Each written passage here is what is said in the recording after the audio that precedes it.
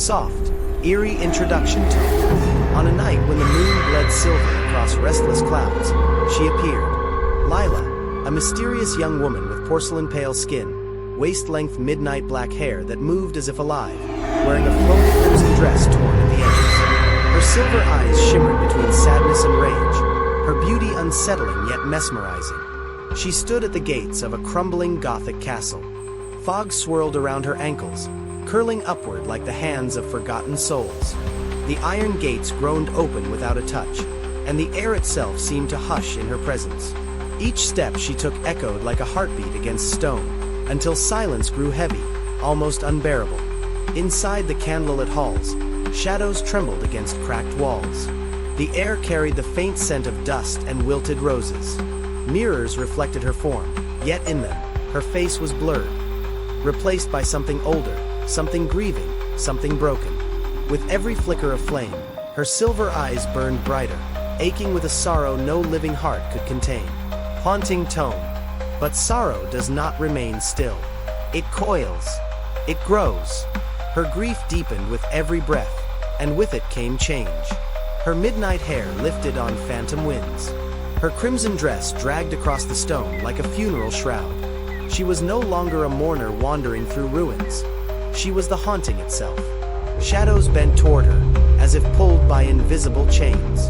The fog thickened at her feet. When she raised her gaze, those glowing eyes pierced not only the gloom, but the soul of any who dared to look upon her. Lila was beauty made dreadful, sorrow transformed into rage.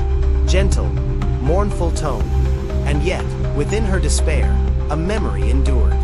A locket, clasped in her trembling hand, opened to reveal a faded portrait of the man she had once loved. The edges were worn, the image nearly gone, but to her it was eternal.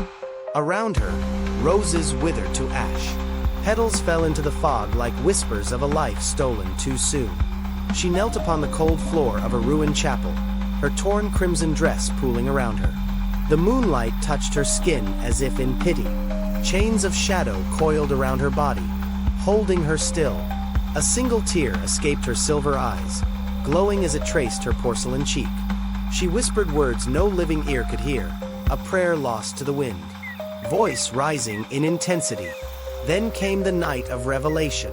Her sorrow erupted. Her lips parted in a scream that carried no sound, yet the air itself shuddered. From her eyes, radiant cracks of light fractured the darkness. Her hair surged outward, moving like a storm of shadows.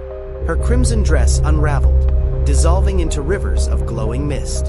Phantoms gathered. Faces twisted in anguish swirled around her, drawn from her grief, bound to her pain. Yet they did not terrify her. They followed her, obeyed her. She was no longer only haunted, she was the haunting itself. Dramatic, climactic tone. The curse was sealed.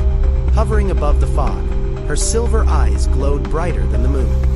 Her pale hands shimmered with crimson light, streams of energy falling away into nothingness. Shadows bowed before her. Darkness crowned her. The castle trembled as if afraid. Her scream without sound tore through the night. Candles died.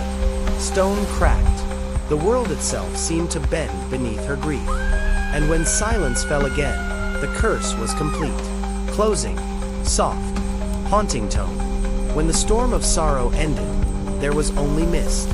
Lila stood alone in the endless dark. Her crimson dress faded into fog. Only her silver eyes remained, burning like stars in a void without end. To see her was to know beauty. To hear her silence was to feel grief. To remember her was to fear the unending night. Lila, the bride of sorrow, the eternal haunting.